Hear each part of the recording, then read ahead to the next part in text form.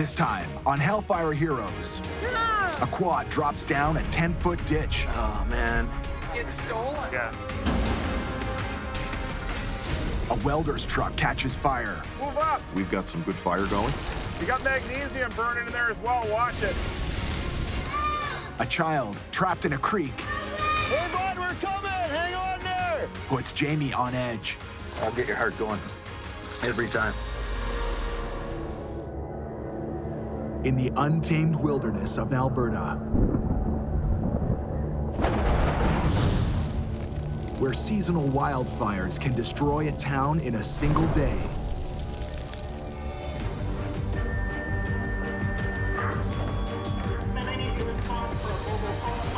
A special breed of firefighters risk their lives Go, go, go. 1, 2, 3. to serve and protect the people who live and work here.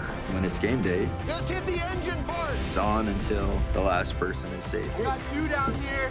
We truly are the last line of defense for anybody that's out there. From battling a raging home fire Fanning up, whole thing.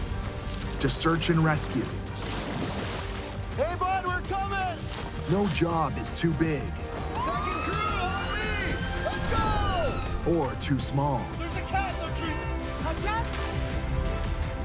Because they're jacks of all trades Hurry up, hurry up. and masters of them all. Our fire crews put their lives on the line every day. It's all about honor, courage, dedication. Serve something greater than yourself.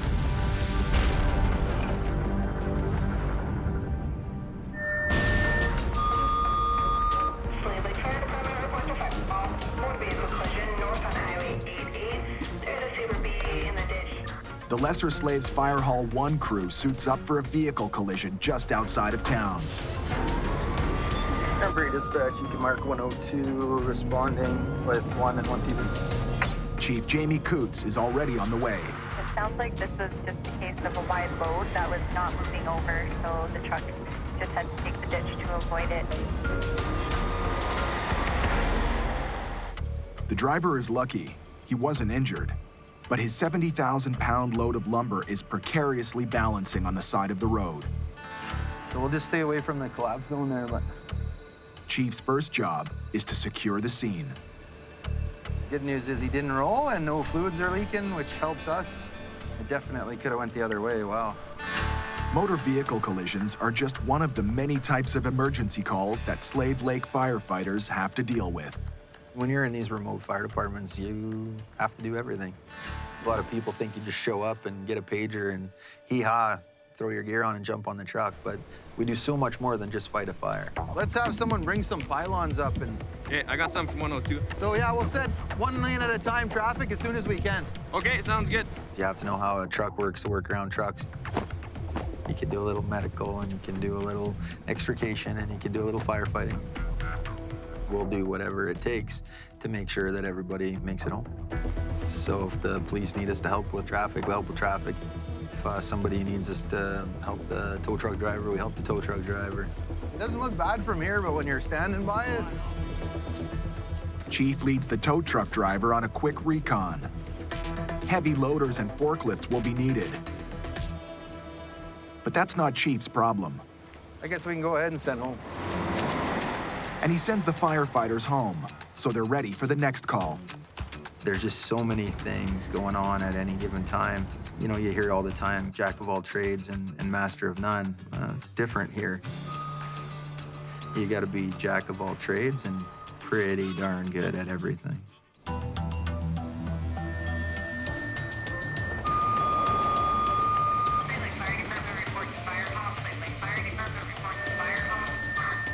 And the new call is the type that makes your heart skip a beat.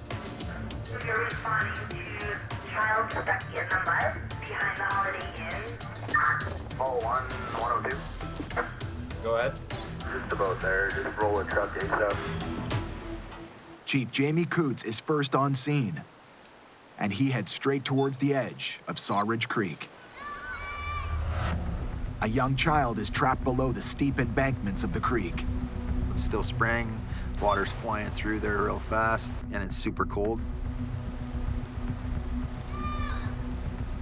Hey, bud, we're coming. Hang on there. Jamie can hear the child, but he can't see him. Sarge Creek is full of undercuts. They're everywhere, and some of them are really severe. In this particular case, you know, you got a 3 to 4 foot undercut hanging right over top of where the kid's stuck. We're coming, bud. Hang on. The most important thing you need to know is how bad are they hurt. And until we get that first rescuer there, hands on, we don't know. Tell the water rescue guys I need them rigged up. We got one in the water. 161. Hey, Ryan, throw your shit in the back of the truck. You'll get dressed on the way. From the time they say a kid, right, you kind of just want to get in a truck and start going as fast as you can. Ryan Coutts is the chief's son and the head of the water rescue team. Good? Yeah, go. He'll be the lead on this call. Dispatch, 161 is en route. Dispatcher 161 Okay, we have 2 guys in suits ready to go.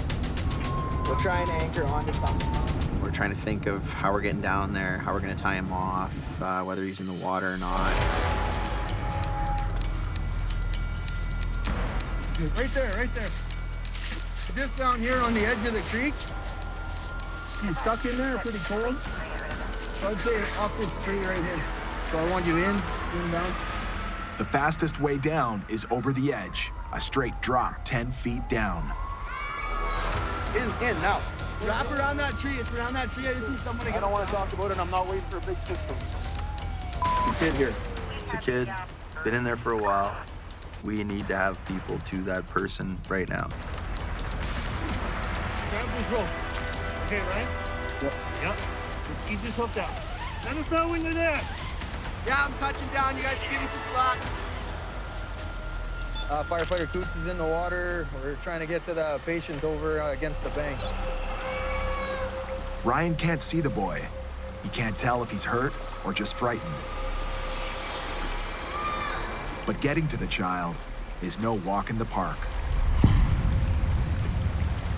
The creek's dangerous. It can raise right up to, 20 feet deep sometimes when there's high flood water. You have these grueling banks that you got to work around, and it's this, slimy silt, and it's really easy to slide in. We got 2 down here. 2? Yeah. A call that started with one child trapped on the mud bank of an icy river just got twice as complicated. I looked over and there's another kid. That kind of threw us for a little bit of a loop. Ryan can't leave the first child unattended. Where's the other rope bag? Let's get Adam in there, too. So Jamie sends Adam down to rescue the second child. Hey, how's it going, buddy? You okay? Got right to him, secured him against the shore, made sure that I was in between him and the water, so if anything did happen, he wasn't going anywhere. Basically, he was buried right up to his crotch in sand, so started digging his leg out. You all right? By the time we dug his leg out, his ankle was pretty sore. He couldn't really move it. With the boy's leg out of the sand, Ryan will need Adam's help to get the 2 kids up the embankment. Get ready to give them slack. But Adam is still not ready to go. Hook him up, put him down! It was taking longer than I was comfortable with. Some people would call that impatience. Some people will understand that I need to have a rescuer with that kid.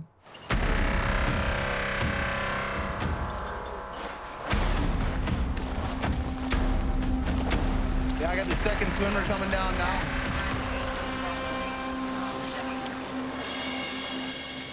Is he there with her? Once you have rescuers to the people, I know that those guys aren't going to let anything happen to those kids. This is all going to be okay. Hey, Patrick, come over here where we're gonna pull her up.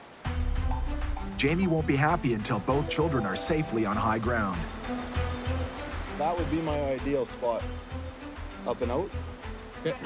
Go around there so you can have a look, and then we'll bring you whatever you need. Do you have a radio? I do, yeah. Okay. Patrick is setting up an MPD, or multi-purpose device. It's a high-efficiency pulley and rope grab mechanism. All right. That can quickly lift or lower weight without switching out or replacing hardware.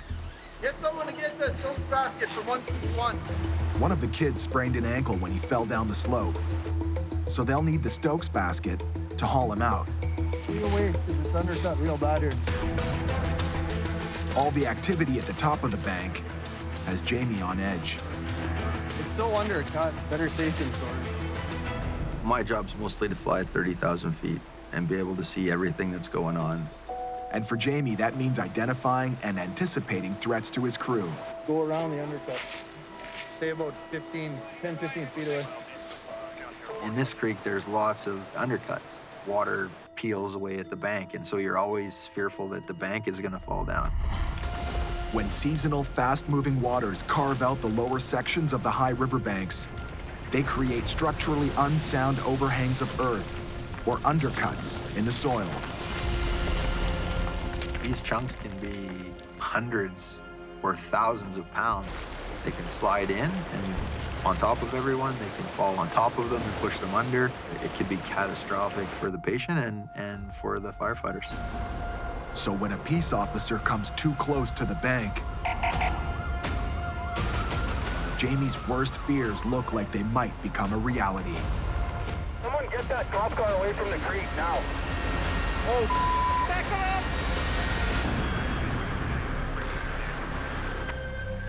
Peace officer drove in, and he didn't recognize the hazard of the undercut. He was just trying to get there and help and provide a warm vehicle, but it became a hazard. The rescue operation is back on. Adam carries the uninjured child to safety. Took an old school method, got her a little piggyback ride there across the water to Patrick. But the younger one sprained an ankle, so Adam grabs a splint to secure his leg. You're cold? Yeah? By now, every minute counts. There was no time to wait straight. He was getting pretty cold. Hypothermia occurs when the body shuts down from lack of heat.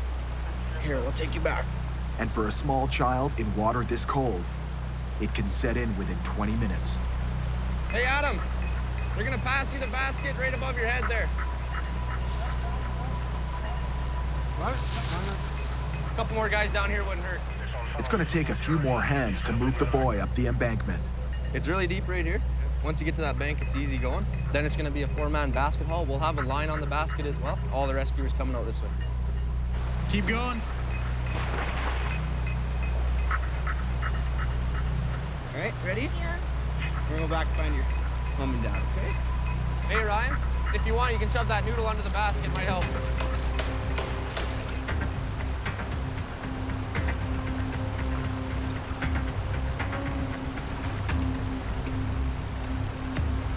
It's easy. There we go. You're almost out of here. Stop! All right, let's get the red line totally out of the equation. Drop it. Low angle, guys. Nice and slow, 3 people on either side. Stay up on green, this is belay line now. There you go. Good, Care. That's a close call. I'll get your heart going every time. Medics check the boy for hypothermia. How do you feel otherwise? Good. So you're not hypothermic, so that's the important thing. We'll cover you up and get you to the ambulance, okay?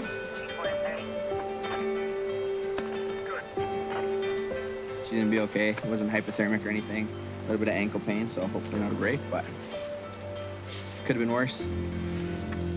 If our job's to save people, we saved the boy and no one got hurt from our team, so they did a great job.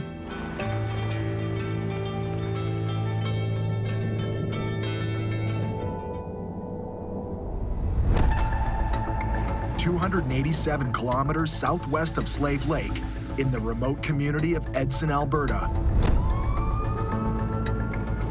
Yellowhead County Fire Chief Albert Bahri rushes to the scene of a high-risk vehicle fire. They're saying that there's oxygen bottles and acetylene on the truck, so I'm thinking it's some type of construction or pipeline worker's vehicle that's burning. If there's the potential for any type of explosion, we want to try and get there and suppress it as soon as we can. I can see a header in the distance. That plume that I'm seeing coming off there tells me that we've got some good fire going. What have you got in the back of it, sir? Okay. What's in the back of it? There's oxyacetylene bottles. Little ones, big ones? They're big enough, yeah. A pipeline welder's truck caught fire shortly after he left his house. And now, an out-of-control blaze threatens to explode the welding tanks in the back of the truck. Anything else in there we need to know about? There's no guns, no ammunition? Okay. Okay, perfect, thanks. Zach, stop right there. We're gonna stretch a 65 and hit it hard. Copy that. We'll hit it from the distance. Chief wants to knock the flames down from afar to protect his crew. From our crew's perspective, huge concern for safety. If we're not able to put water on that fire, those tanks are gonna feel that heat, they're gonna expand, and if they explode, we're gonna get a fairly large explosion with shrapnel, flames. There's quite a distance of proximity around that vehicle that could be a hazard zone, so we need to mitigate that fire as quick as we can. Whoa, that's good. Don't give me any more. Stop them right there. The firefighters use one of their largest gauged hoses with a 65mm diameter to pump a lot of water from a safe distance. Go for water, yeah! And at this distance, they'll need plenty of water pressure to hit the target. Ready for water, Brett? Come on. That's not water pressure. The pump operator can't get water to the attack team. Nothing? Nothing. Run it up. I got no link to it. The water pump and wheels are both powered by the truck's drive shaft. When the truck is in drive gear, the drive shaft spins through a transfer case, connects to the rear drive shaft, and powers the wheels. When the gear is shifted into pump mode, the transfer case sends power to the water pump instead of the wheels. Just shut it off. And at times, troubleshooting may just mean taking the truck in and out of gear or restarting the truck.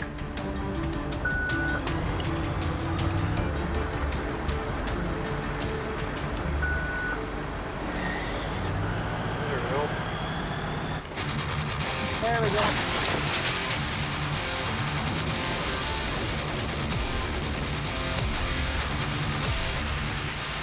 Get some water in the front of it now, Zach, if you can.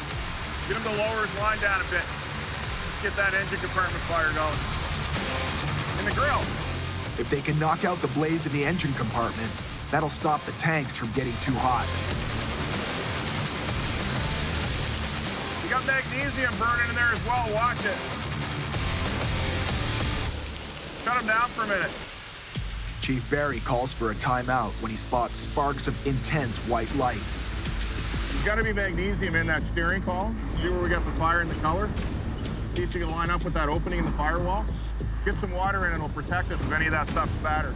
The dangers right now are the magnesium that's in the vehicle. If we hit that, it'll actually spatter up. Magnesium is a lightweight metal used to increase fuel efficiency in cars and trucks. It's highly flammable. And when molten magnesium's exposed to water, it can explode. So with magnesium, you have to be very careful, because when it goes in and hits, you will get a massive explosion of molten metal that comes off and can burn right through your turnout gear. Zach, watch it. In Edson, Alberta, firefighters are battling a welding truck fire and trying to prevent the fire from spreading to the magnesium engine block. We apply the water and try not to get it on the magnesium and just let that kind of burn itself out. Once the threat of a magnesium fire is neutralized, Get him to shut down for a minute. Get that line in. We'll get up and get that engine compartment fire out. Chief moves in for the kill. Engine total operator, fire time 1. I'll shut it down for a sec.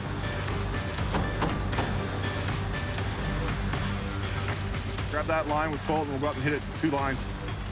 What we did was we knocked that to a gated Y so that we had 2 lines to give us the ability to get in and get around the vehicle. Go. See the fire you got in the air conditioning pump for the alternator? Lob some in, get that cooled off. Move up on it, Zach. Move up.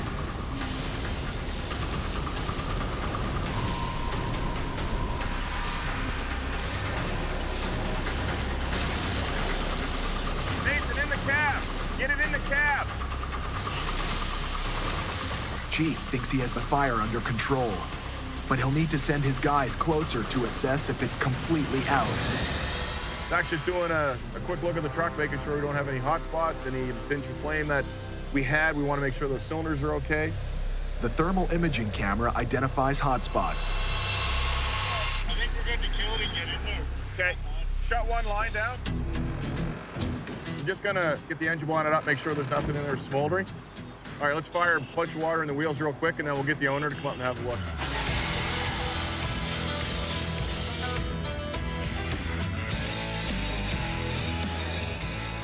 The cab was involved in fire, and heavy fire destroyed the cab. But by us getting there in a timely manner and getting a large amount of water on it, Okay, the cylinders were way back, so we're good there.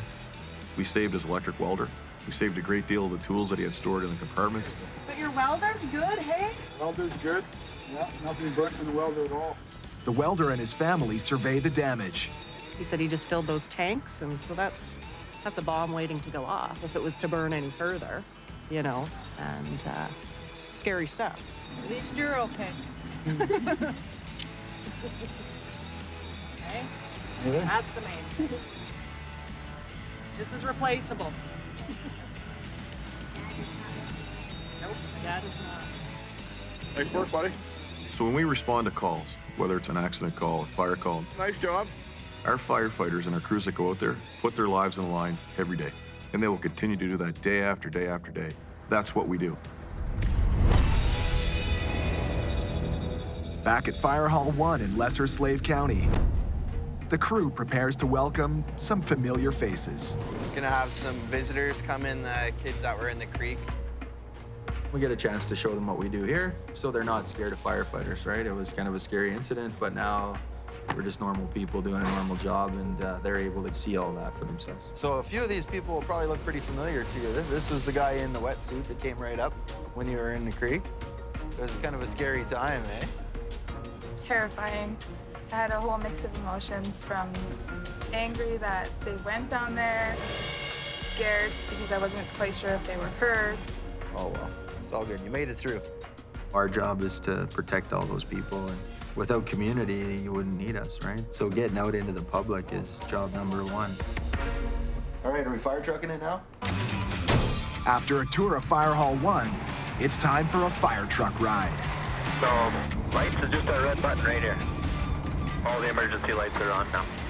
You guys want to hear what it sounds like when the siren's on in here? Yeah. Logan's got the siren controller, so he just pushes a button. And then air horns is just like your car horn. That's cool. How often do you guys get calls? How many do we do a year, usually, Patrick? We're usually between 300 and 350 a year. Totally depends on the time of year and what's going on. Are you guys excited as time we get calls? Depends what it is. I'll tell you what, though, when you hear 2 kids in a creek bank, that's a pretty adrenaline-packed dispatch, that one. After a difficult call, the Slave Lake crew often debriefs. If we did have a situation like we did the other day, that first truck can get started on the rescue right away. Looking for ways to improve their skills and procedures. We decided that we're gonna move some stuff around to different trucks. So in here now, we can actually have a shelf where there's like 3 floating ropes lined up. They're not in a bed. So you just grab that floating rope, go. I like this because I want it to be quicker deployment. People are waiting to be saved. Innovation. I like it. One of the big problems is that we get to a place and you want to have everything and you can't. So we're trying to juggle around so that we can get everything more centralized onto the truck so that when we get somewhere, we have everything we need to do our job. Are we taking those tanks out of there? But reorganizing tools and equipment on a fire truck can cause more problems than it solves. The reshift stay? I think it should stay, but I don't know. So when you do all this changing, it screws up everything. Now every firefighter has to come in and retrain on the truck, and every checklist has to be redone, and everybody has to start again. So you have to make sure that you want to actually do this before you jump in. And get like 10 extra air bottles. And then if you ever have a big fire, just bring the rescue and it'll have extra air on it, right? Okay, that's fair enough. Yeah. But with a little retraining, Chief decides that reorganizing will pay off big time in the long run. Makes sense. All right, good. And now that the trucks are reorganized, it won't be long before the next big call gives it a test. There's a cat in the tree, let's go! Even for the all-time classic firefighter emergency. The most cliche call we could probably get is saving cats in trees. A cat in a tree for a couple days. We'll try and get it down. The crew is ready to drop everything, even a hockey game, to save a helpless animal. Yeah, he wasn't really earning his money again so far. We have our roles, but it's right in my job description. Other duties as assigned. If it needs to be done, we'll do it. It's a 75-foot tall tree, and it's 3/4 of the way up. The fire department doesn't do anything small. Some fire departments don't rescue cats in trees. But Slave Lake is a small town with a big heart. They'll need the ladder truck to reach the cat 60 feet up. Patrick lays down the pads to support the outriggers. Yeah, just enough pressure to be off, guys. The heavy ladder tower needs hydraulic outriggers to lift and stabilize the truck. Minor touching. All your lights are on? Yeah. Most tower ladders extend to 100 feet, enough to reach the top of a 10-story building.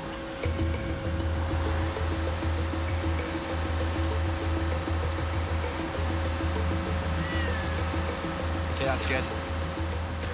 Climbing a ladder tower 60 feet up is serious business. And whether rescuing a cat or a person, it's a long way down with a hard landing. Patrick, you want 2 there? You want X on there backing behind him or what?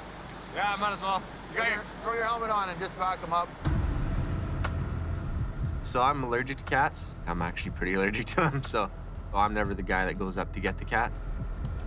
Definitely wear your coat, because they dig in as soon as they get a hold of you. He gets the cat, you just worry about him not falling. Keep coming. I need you right up here. That's good right there. Come here. Come here, hey. You can usually tell how long a cat's been up there when you put the ladder up. If you put it up right to it and it runs right to you, usually it's been up there for quite a while. Come here. It wanted to come, so you could tell it'd been up there a little while, but it's still like, eh. Come here. Come here. Come on. You little. So does he have the cat? No, the cat ran up. A routine rescue is turning into a game of cat and firefighter. Man, this is harder than a house fire. Are you kidding, you little? Tried to get it to come, and then ran up like another 10 feet. All right, we're going to water tower mode. Water tower mode means the ladder will be extended to its maximum reach of 75 feet. But Ryan's just like that cat, with no fear of heights. Save a cat. Come here, kitty. Come here. Come on. It's okay. I'll get it. I'll get it. I just got to do it safe, that's all. It's okay, yeah. It's okay. You're okay. You're okay. Oh, looks like they're heading down now. No, but they have it, or? Ryan, you got him, right? Yep. Good job, buddy. Hey, there you go. Cat whisperer. Okay. You know, you're not gonna call an ambulance for a cat in a tree. You're not gonna call the cops for a cat in the tree. But I think there's a nice guy persona that goes around with the fire department, and just, you know, guys are here to help. All right, let's go find some more cats. Pretty good. Cat didn't fall, so it's a win. Guys got the cat. Neighbor's happy, owner's happy, everybody's happy. Do it right, do it safe, and get out of here. All aboard. Remember, dispatch, you can mark all units off scene. Cat saved, and Oilers 2-0.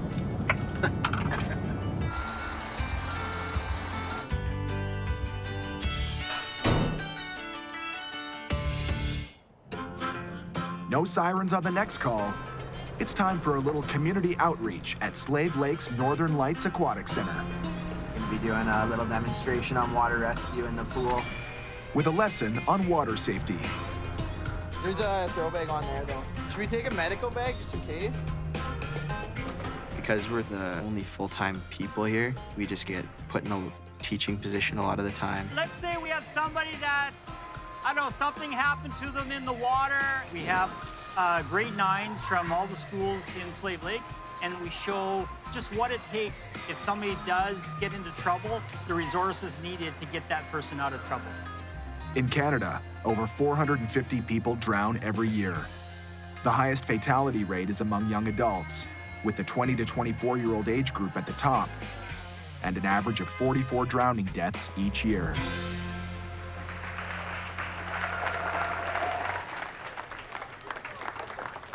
How about some questions for our firefighters here? Go ahead, buddy. Have you ever had to be the one to be saved?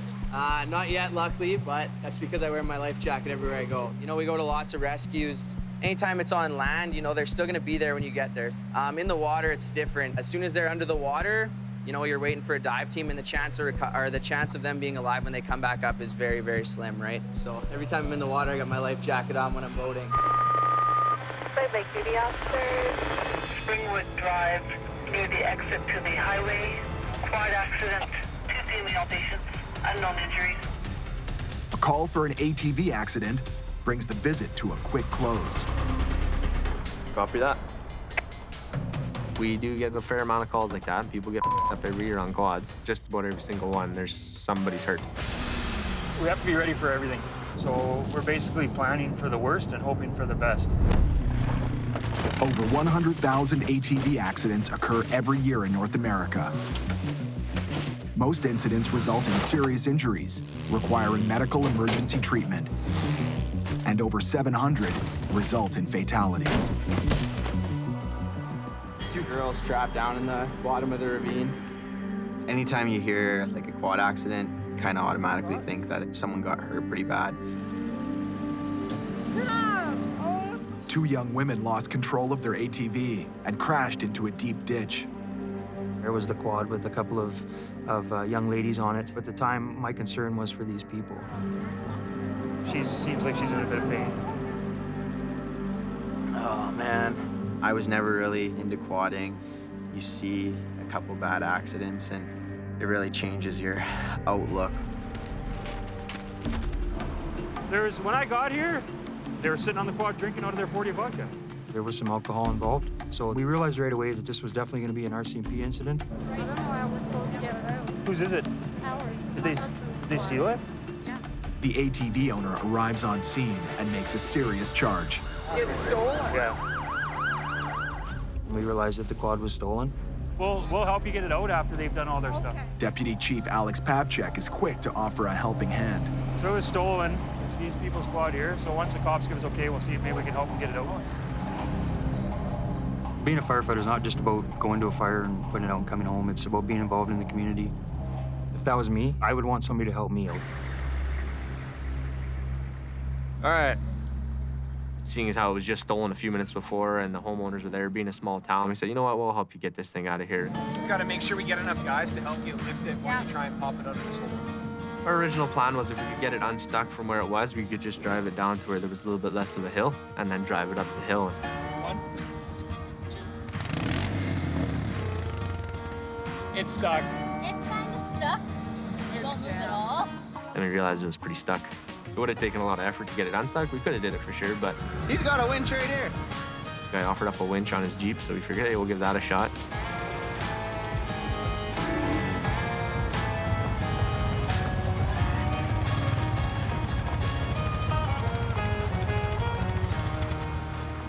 Yeah, everybody's good to go, man. I like helping people, and at the end of the day, when the pager goes off, if you're able to help them, you've done a good job.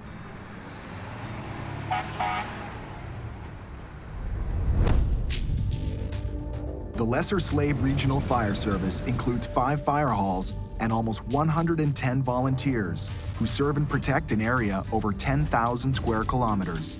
And the most remote community is the hamlet of Flatbush. Population, 45.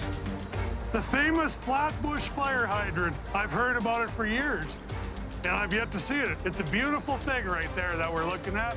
As Slave Lake's maintenance officer, it's Kim Romaniuk's job to make sure that every regional fire hall is well-versed in water management. What does a hydrant give us? Water. This is trouble-free water source. Water is our main tool. If we don't have water, we're not fighting fire. In these remote areas, hydrants are few and far between. Firefighters need to find alternative sources of water. We need water. This is our closest water source. We can't get down to the river with this truck, so we want this pump bringing water up to this truck. Draft from here and take it to that truck. Pulling water from a standing body of water is called drafting. So we have our water supply coming from the river. This particular drafting setup uses a holding basin.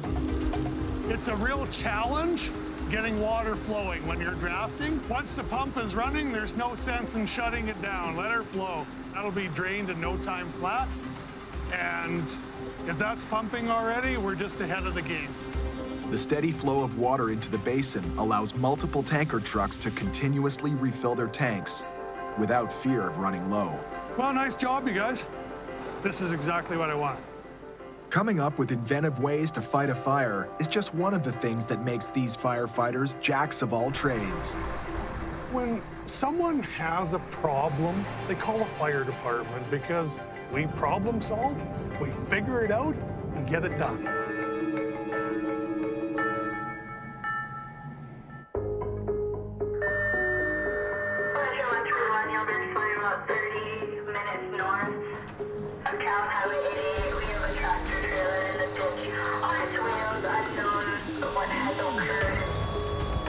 It's 2 a.m.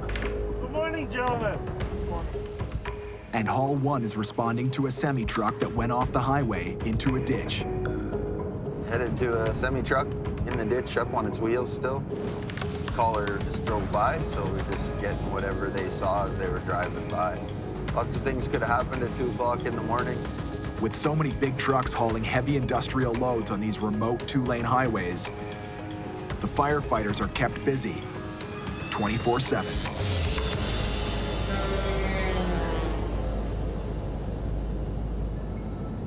102 on scene, kilometer 54. Looks like a loaded semi on its wheels in the ditch.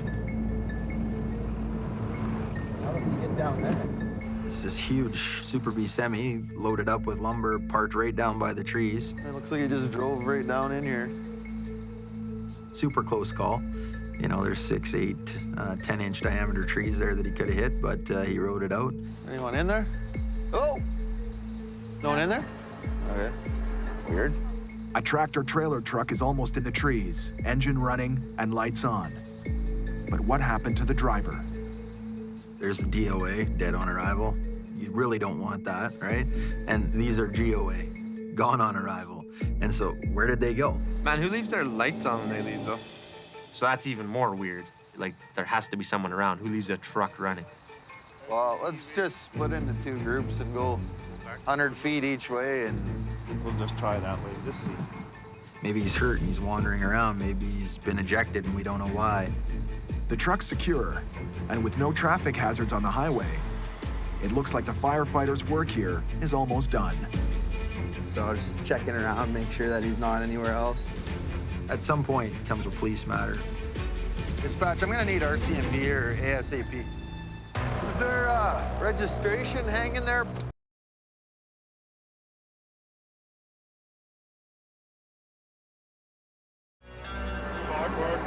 Yeah, snap a quick picture of that. Who are we supposed to be finding? What are they supposed to be doing? Whose vehicle is this? You could easily just get a, you know, jump in a truck going by and go to town, I guess. I don't know, guys. That's quite a ways. It's probably far enough. The officer 121. A report comes in. The driver has been found. He claimed a deer forced him off the road. Unable to get his truck out of the ditch, he hitched a ride into town. But something about this story doesn't add up. He opened his door and a bunch of fell out. Oh, there's a coffee mug. I was probably trying to stay awake. That didn't work. On these rural highways, most tractor-trailer trucks would not risk an accident by swerving to avoid an animal.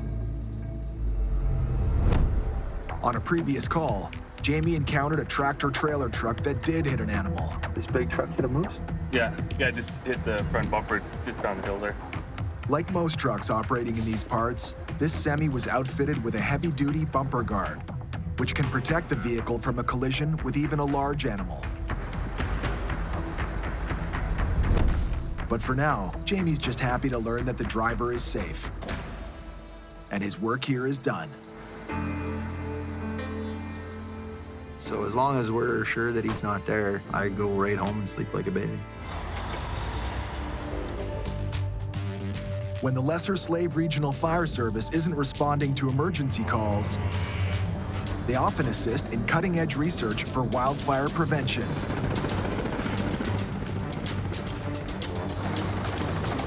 Today, Chief and a few members of his crew are at the Pelican Mountain Prescribed Fire Site, northeast of Slave Lake. They're gonna burn this basically to the bottom of the hill all off. Wildfire professionals and scientists are conducting test burns as part of an international multi-agency project sponsored by the Alberta government. The aim is to mitigate the risk of catastrophic wildfires to infrastructure and communities. Fires have been happening here for thousands of years, and they're not going to stop happening because we're moving into the forest. Canada's boreal forest depends on regular wildfires to help drive the life cycle of the forest. But as neighborhoods and housing developments encroach on fire-prone wilderness areas, these fires can have disastrous consequences. The Chisholm Wildfire of 2001. The Slave Lake Wildfire of 2011. And the Fort McMurray Wildfire of 2016 forced whole towns to evacuate and resulted in property damage in the billions. Today, Alberta wildfire scientists are testing methods for preventing fast-moving grass fires, which often ignite nearby forests. Like, it literally blows your mind, the amount of data that you could get here and how much it could change our way of thinking. Or science is going to dictate how we move forward with all these treatments. Oh, we don't dictate, we advise. It's going to dictate. I'm telling you right now. No pressure.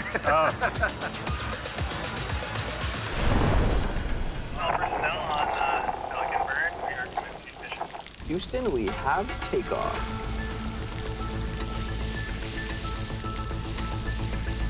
Now we watch. As the fire burns, scientists will measure how quickly the flames spread across a grassy field covered with wood chips and mulch. These guys are taking this down to a science where they're going to actually show you, rates of spread and speed and what the wind does to it. Formal study of forest fires in Canada have been going on for decades. Recent studies have focused on wildland fire behavior, including how fuel ignites, flame develops, and fire spreads. How human-made structures react to close proximity fires. And how emergency shelters and firefighting protective gear can help save lives.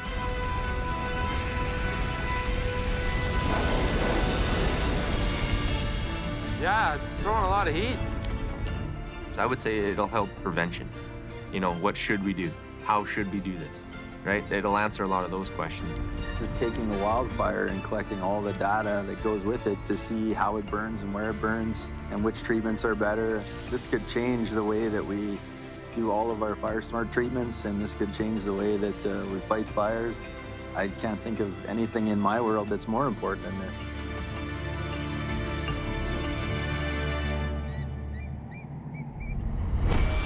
Next time on Hellfire Heroes. Horrible roads. A freak blizzard hits central Alberta. Yeah, you got smoke here.